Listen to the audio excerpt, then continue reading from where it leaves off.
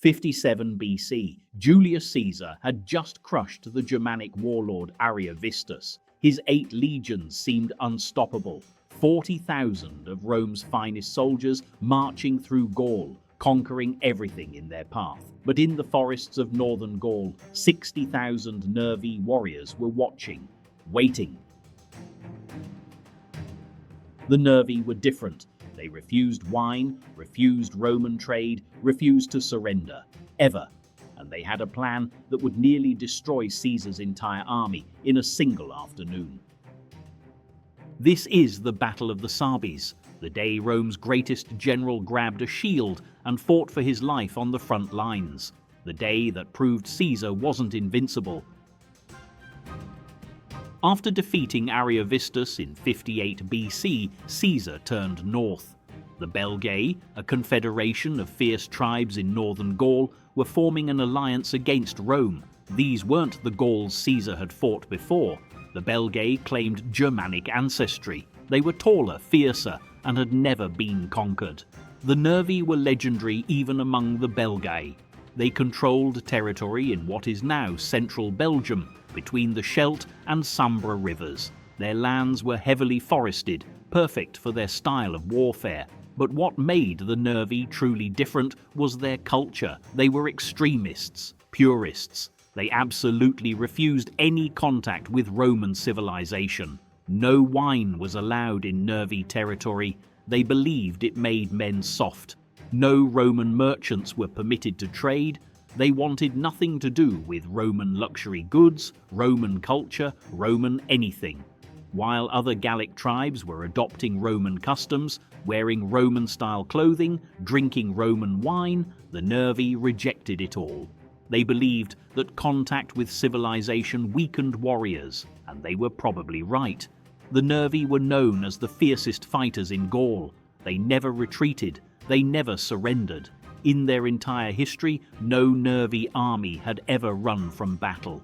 Their war chief was named Boduanatus. We don't know much about him. Caesar barely mentions him in his writings, but we know he was respected enough to command the Nervii in their most important battle. And we know he was smart enough to plan one of the most devastating ambushes in Roman military history. When Caesar's legions began approaching Nervii territory in late summer of 57 BC, Boduanatus faced an impossible situation. He had perhaps 60,000 warriors.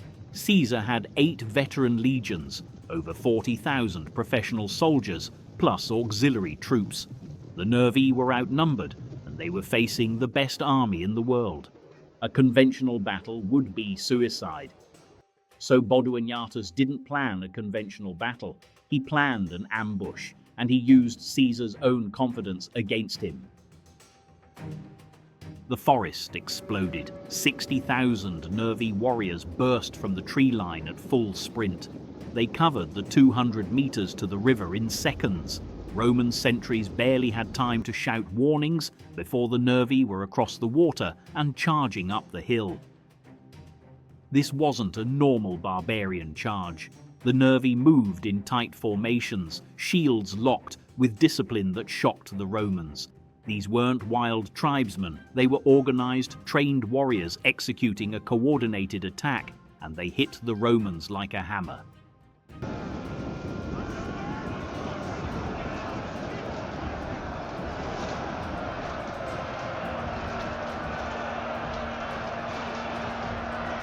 The Roman camp dissolved into chaos. Men scrambled for weapons. Centurions screamed orders. Soldiers ran in every direction, some toward their shields, some toward their units, some just running.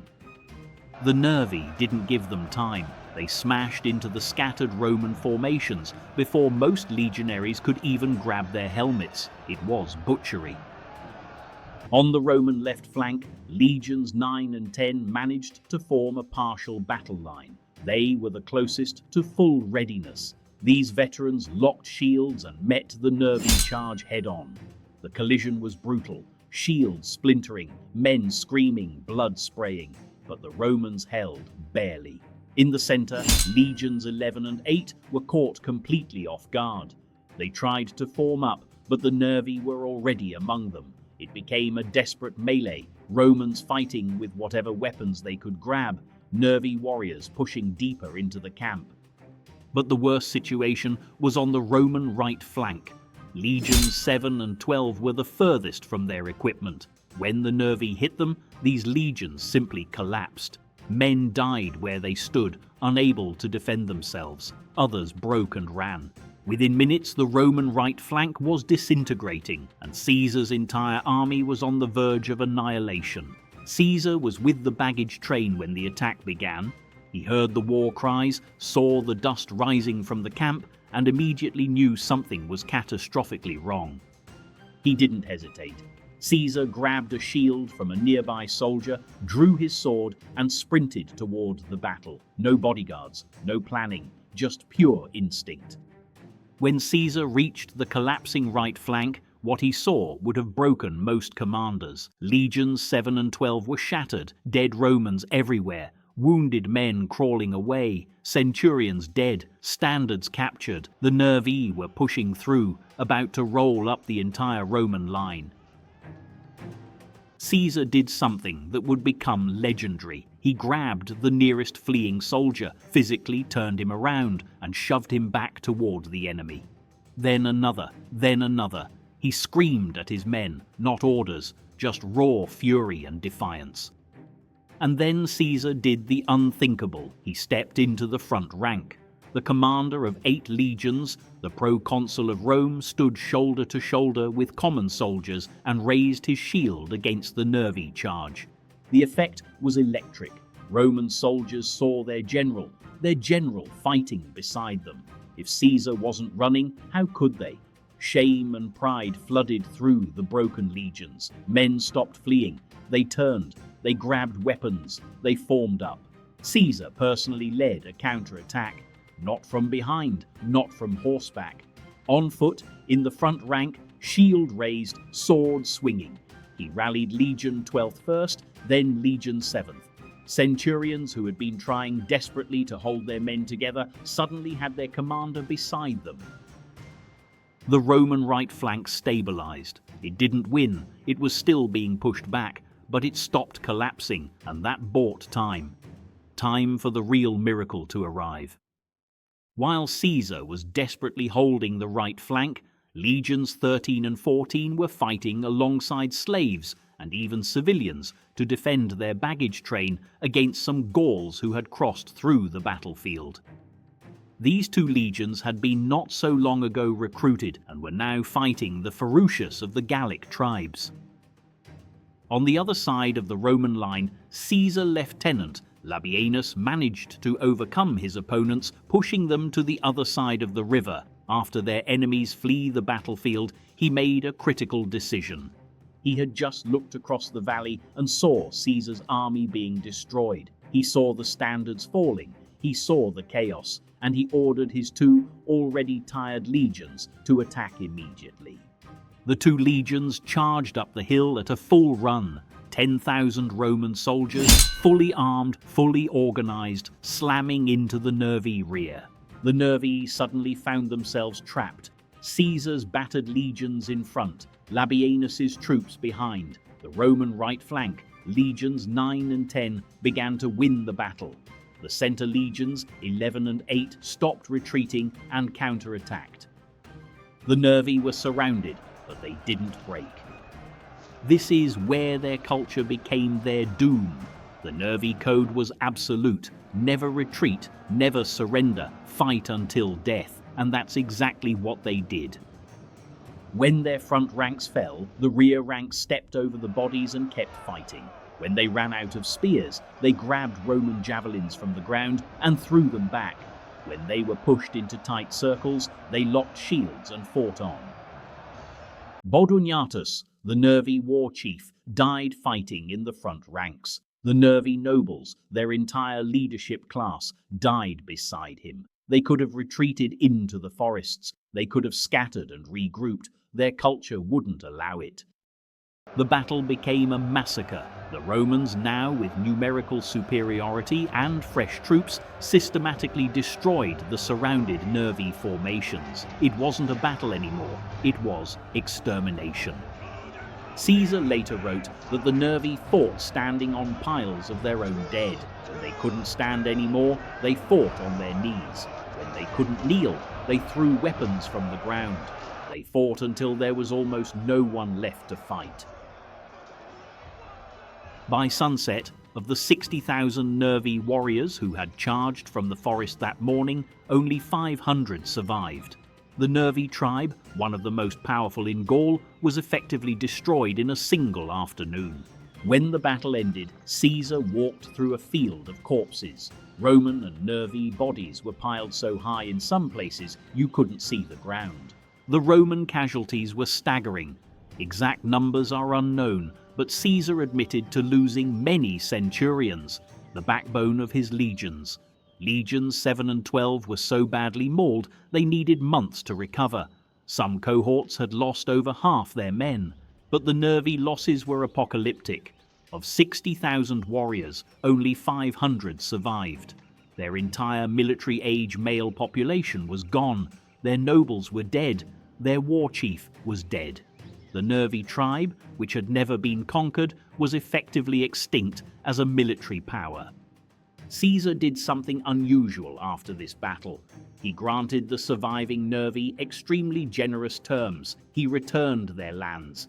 He protected them from neighboring tribes. He even praised their courage in his writings, saying they deserved eternal glory for their bravery.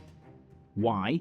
Because Caesar had nearly lost. He knew it. His officers knew it. If Labienus had been 5 minutes slower, if Caesar hadn't rallied the right flank, if the Nervii had attacked just 1 hour earlier when the Romans were even more scattered, Caesar's entire army would have been destroyed. This wasn't a brilliant Roman victory. This was a near disaster that Caesar barely survived through personal courage and incredible luck. The Battle of the Sabis had massive strategic consequences for Caesar's conquest of Gaul. First, it broke Belgian resistance completely. After seeing what happened to the Nervii, the remaining Belgian tribes surrendered without fighting. The Atuatuci, who had been marching to reinforce the Nervii, turned around and went home. When Caesar besieged them weeks later, they gave up. The entire Belgian Confederation collapsed. By the end of 57 BC, Caesar controlled half of Gaul from the Mediterranean to near the English Channel. What had seemed impossible just 2 years earlier was now reality. Rome had conquered an area the size of Italy itself. Second, the battle cemented Caesar's reputation as a military genius, but also revealed his weaknesses. Back in Rome, his enemies used the near disaster as ammunition. Caesar almost lost an entire army because of poor reconnaissance, they said, and they were right. But Caesar's supporters countered with the truth. He grabbed a shield and saved his army through personal courage. That story spread across Rome like wildfire. The image of Caesar fighting in the front ranks became legendary. It wasn't normal. Roman generals commanded from horseback, surrounded by bodyguards, directing battles from safe positions. Caesar fought like a common soldier. That made him beloved by his troops in a way few Roman commanders ever achieved. And finally, the battle showed something important about the Gallic tribes.